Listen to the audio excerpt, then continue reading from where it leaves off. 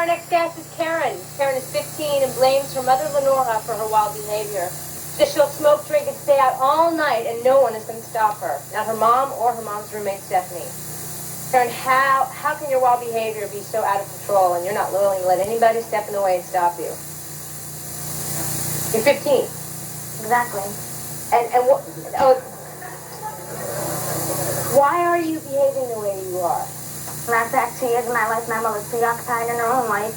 Didn't care where I went, when I came home. So now why should she care? I'm out of control. I'm going to be out of control. I'm going to come and go as I please. So what was your mom doing? She was busy with somebody? She was busy with her own life. She didn't care about mine. So why should she care now? So this is her punishment? You're punishing your mom? I ain't punishing my mother. I'm doing as I please. And how do you find the time? Are you in school? Yeah, I do go to school. So how do you find the time to have all these extracurricular activities and still go to school and get good grades? Right after school. So you block the time. So you get to school, you're in school on time and you're there every day? Yes, I am.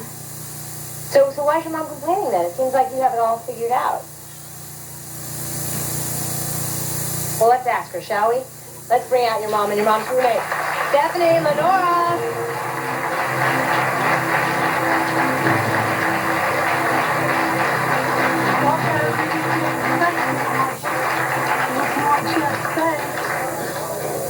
First of all, you have no right telling me what to do. You only live with me, you're only a roommate, and I ain't binding by your rules, okay?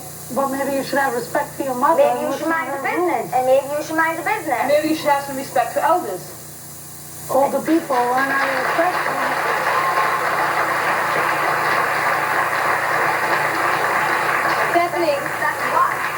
Stephanie, Lenora, your mom, your daughter is clearly angry at you. Clearly.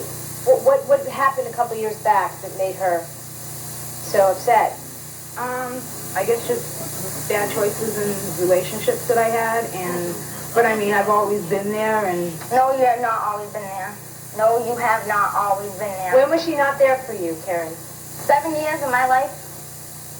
And where'd you live 7 years ago? With her, but she was preoccupied in her own little relationship. She didn't care what I did. She didn't care about my feelings. She didn't care. So how did you get by? You were just a little kid. How did you get by without her being there for you?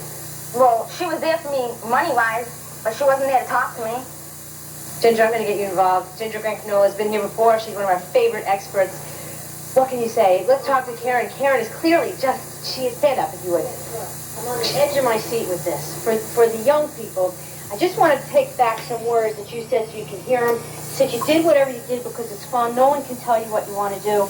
And that you're agreeing this is like wild behavior. Well, you have to understand that if you keep going in the way you're going, that there's consequences for what you're doing. Like wild behaviors, like that car wreck, that God forbid if something did happen to you.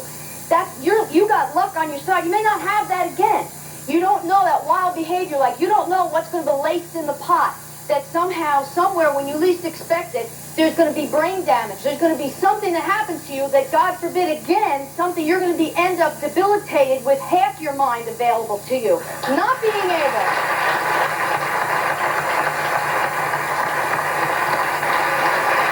Or you're going to be in a car wreck that kills somebody else and you're behind bars for the rest of your life. And in a split second, somebody's life could change like that. And you have to look at the whole picture. If you're saying you want to take care of yourselves, then look at the whole picture. There's consequences of this. Like you really could be damaging yourself for life. That's not fun when somebody has to put a feeding tube in your mouth because you have a disease, because there's some brain damage. That's not fun. And in every single case, there's some kind of gripe, there's some kind of anger that went on in the family. Well, you know what? I wasn't there. However, I know your mothers are here now, and they are begging you to let them help you now. Give them a chance.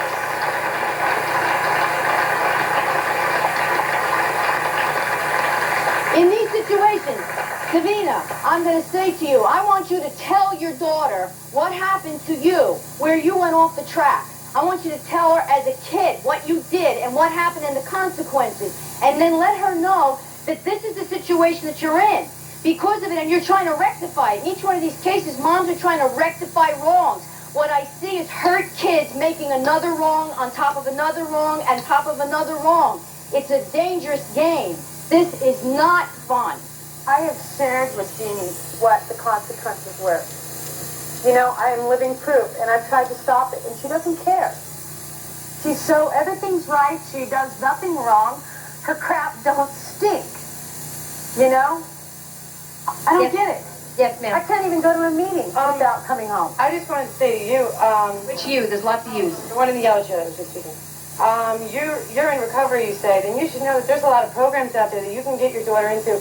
And for everyone else too, there's AA, there's NA, there's programs out there that, you know, you have to practice tough love. You have to get these kids. You're underage. You need... Wait. Slow down just a minute. You said tough love. Are you saying they should kick these 12-year-olds out of the house? them out of the house, but get them into rehabs. I mean, they're young enough where they're not of age. You have to make decisions for them. They're not 18 yet. You got to step in. You got to take control of the situation. They're out of control. You know what I mean? Unfortunately, the counselors have told her after she's told them that I don't like them and I'm not going to do anything. She's told them, and the counselors responded. That's right. We can't make you do something you don't want to do. She'll get up. She'll walk out. You know, it's beyond a point. I mean, it's like, do I have to strap her down to a chair? No, maybe you need to keep talking to her to convince her that this is the right thing for her to do. I took her to lock up right before the show so she could visit it, so she could see what it's like. They even locked her up in the room for half an hour. She don't care. She just says that I don't want to visit the place, but she doesn't care. Half an hour don't cut it, Mom. When we come back, we'll talk to a former guest whose life was so out of control on both of her visits to the show that we didn't know if she'd make it. We'll find out if she's changed her wild ways and got her life back together. Next.